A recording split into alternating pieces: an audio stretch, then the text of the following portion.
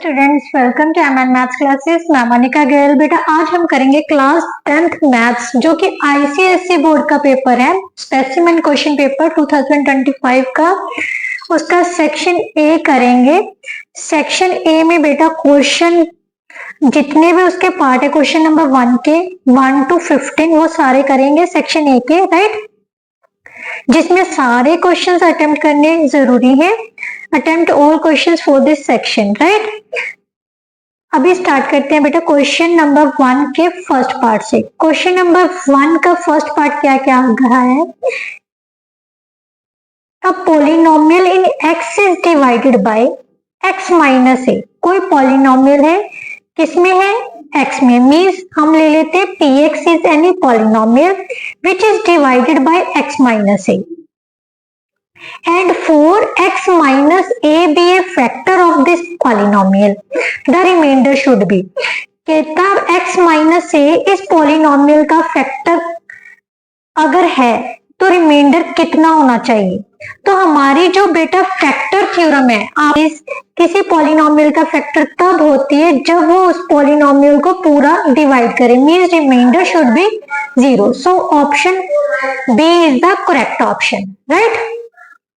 Now next बेटा, Radha deposit ₹400 per month in recurring deposit account for 18 months. The qualifying sum of money for the calculation of interest। बेटा क्या होता है interest find करने का formula क्या था? Sum of money into n plus 1 by 2, right? Here n is number of months, right? 400 into n कितनी है? 18 into 1 plus 18 plus 1 कितना हो गया बेटा? 19 by 2। इसको सॉल्व किया तो कितना आ गया? 9.5। अब मल्टीप्लाई करेंगे तो हमारे पास कितना आ जाएगा बेटा? 68,400। सो जो ऑप्शन सी है that is the correct option, right. Next question बेटा, in the adjoining figure AC is the diameter. AC क्या दिए हुए है? Diameter of the circle. AP हमें 3 सेंटीमीटर दी हुई है, AB कितनी दी हुई है? सॉरी, PB हमें दी हुई है 4 सेंटीमीटर। QP क्या है? AB पर परपेंडिकुलर है। एरिया ऑफ ट्राइंगल APQ हमें दे दिया, तो उसने कहा इस शेडेड पोर्शन का हमें एरिया फाइंड करना है।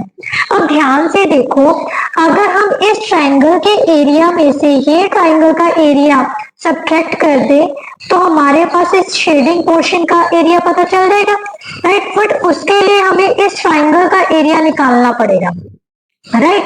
तो हमें बेटा सबसे पहले इस ट्राइंगल का एरिया निकालने के लिए अगर हम ये दोनों ट्राइंगल्स कॉन्ग्रुएंट प्रूव कर दें, सिमिलर प्रूव कर दें, तो हमें पता है जो इनके एरियाज की रेशो है वो किसके इक्वल होगी? इनके कॉरस्पॉन्डिंग साइड्स के स्क्वायर की रेशो के इक्वल। ये आपकी थ्योरम है, right.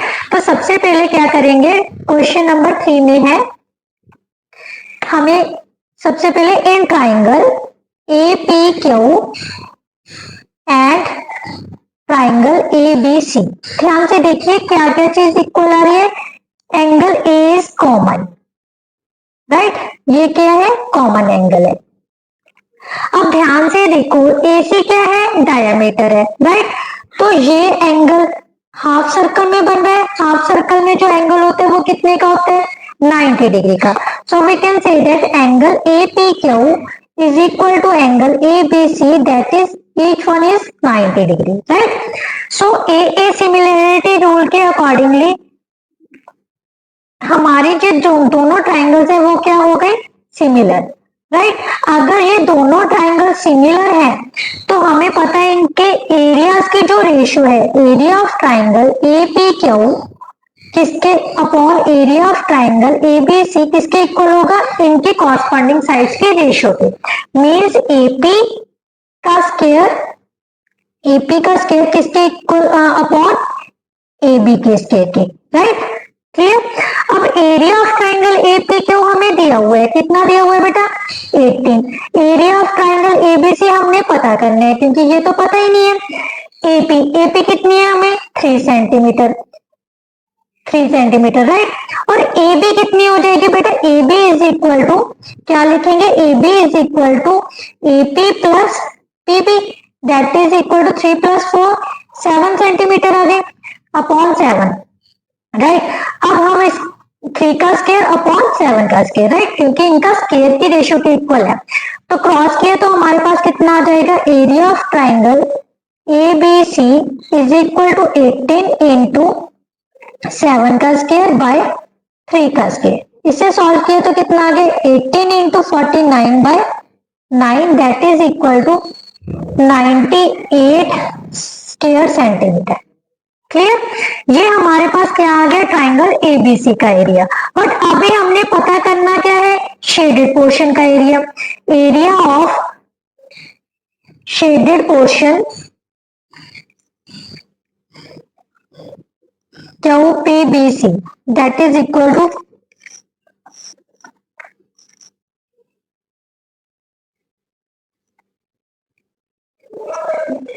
area of triangle ABC minus area of triangle APQ, right?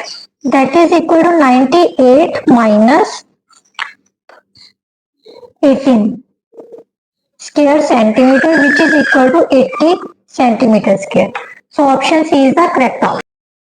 Next question क्या है बेटा, in the adjoining diagram O is the center of the circle and PT is a tangent. The value of x, x की value find करनी है बेटा। ध्यान से देखो, हमारे पास PT क्या दिया हुआ है बेटा, टेंजेंट। टेंजेंट और O क्या है, सेंटर। जो रेडियस है वो टेंजेंट के साथ कितने डिग्री का एंगल बनाता है, 90 डिग्री का, right. So we will write it as in triangle, यहीं पर लिखते, in triangle OPT, OPT, right. Angle OPT किसके इक्वल आ जाएगा, 90 डिग्री का, राइट। ये हमें x दिया हुआ। और ध्यान से देखो बेटा, ये जो एंगल OQT और POT है, ये दोनों एंगल आपस में क्या बना रहे हैं, लीनियर पेयर, राइट। इसको हम एंगल 1 लिख लेते हैं। Angle 1 plus 110 is equal to 180 because of linear pair, right. So angle 1 किसके इक्वल आ जाएगा, 180 minus 110 that is equal to 70 degree. अब इन ये जो ट्राइंगल है, हमें एंगल सम प्रॉपर्टी क्या बोलते हैं, ट्राइंगल की जो तीनों एंगल्स का सम होता है वो किसके इक्वल होता है, 180 के। So angle 1 plus x plus angle OPT that is equal to 90 degree is equal to 180 के। एंगल 1 की वैल्यू कितनी है, ये 70 plus x plus 90 is equal to 180।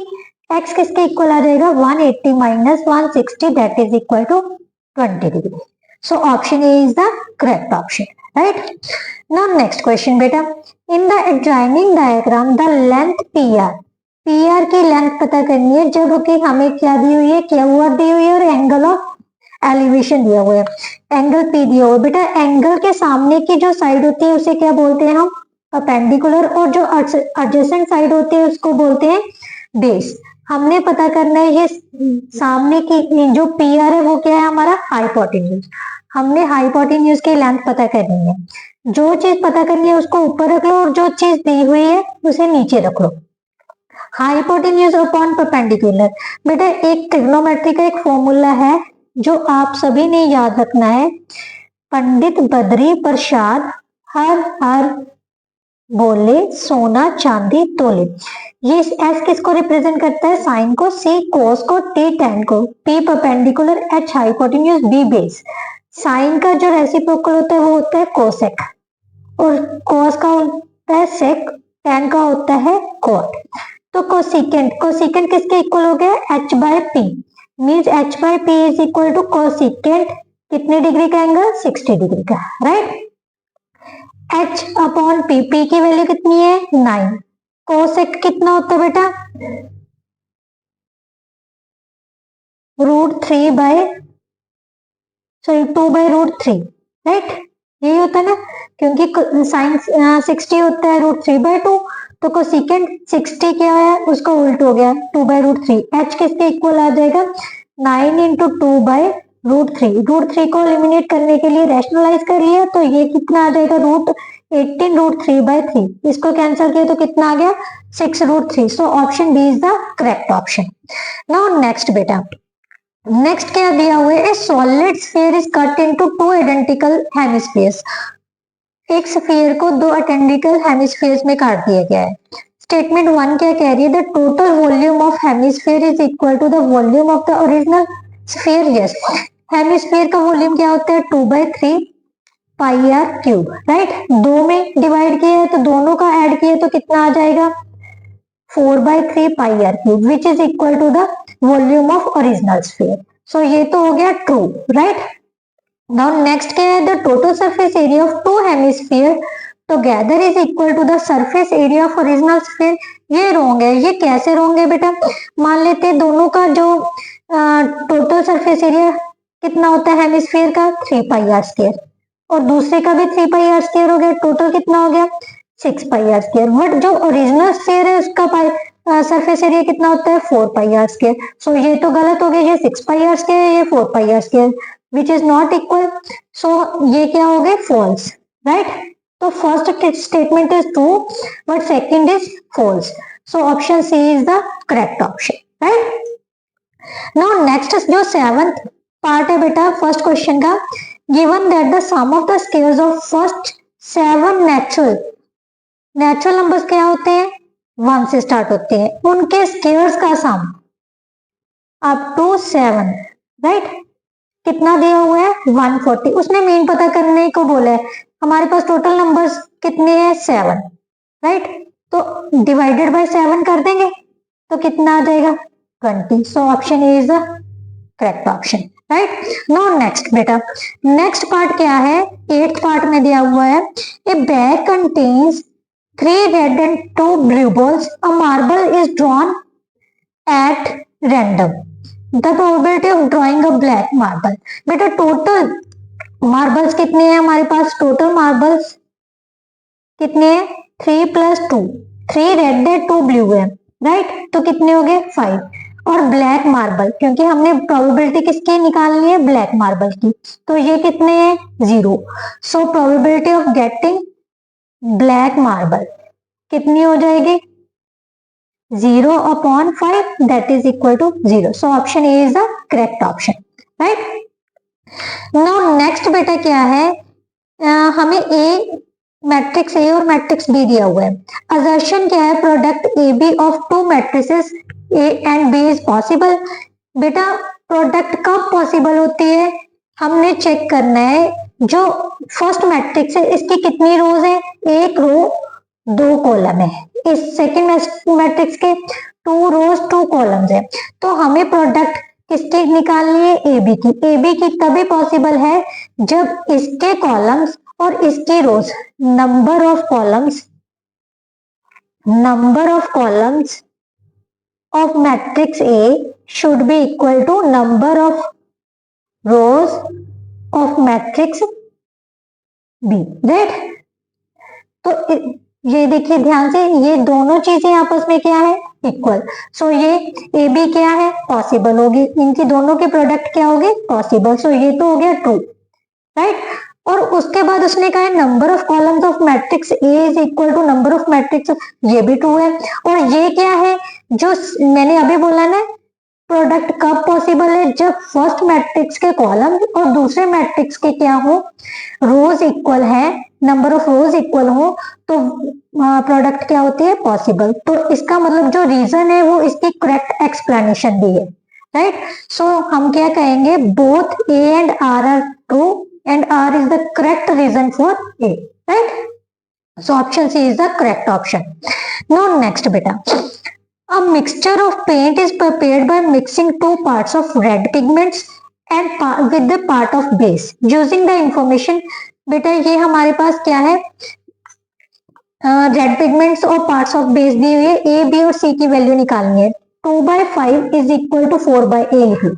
हमारे पास कितना आ जाएगा, क्रॉस करने के बाद 2a इज इक्वल टू 20, एक इसके इक्वल आ गया 10। इसी तरह से 2/5 इज इक्वल टू b/12.5। तो b की वैल्यू कितनी आ जाएगी, 2 इंटू 12.5/5, इसको कैंसिल किया 2.5 that is equal to 5, right. और c कैसे निकालेंगे, same as it is 2/5 is equal to 6/c, 2c किसके इक्वल आ गया 5 into 6, c is equal to 5 into 6/2 that is equal to 15। So option D is the correct option, right. Now next question बेटा, next part क्या है, 9th part में क्या दिया हुआ है, an article is marked eight, हमें आर्टिकल की मार्केट प्राइस दी हुई है, कितनी दी हुई है 1200, is available at discount of 20%, market value of MP of market value of market price of article कितनी दी है बेटा ₹1200, राइट। डिस्काउंट कितना दिया हुआ है, डिस्काउंट परसेंटेज कितनी दी हुई है 20%। सबसे पहले हमने क्या निकालना है, सेलिंग प्राइस, उसके बाद उसने बोला है रेट ऑफ जीएसटी दी हुई है, अमाउंट ऑफ एससी जीएसटी निकालना है। तो सबसे पहले क्या करेंगे, एसपी निकालते हैं। एसपी किसके इक्वल होती है, सबसे पहले डिस्काउंट परसेंटेज निकाल लेते हैं। डिस्काउंट कितना हो जाएगा, discount is equal to 12 into 20/100, क्योंकि इसके ऊपर है डिस्काउंट, तो कितना हो गया 240 रुपीज का डिस्काउंट हुआ है।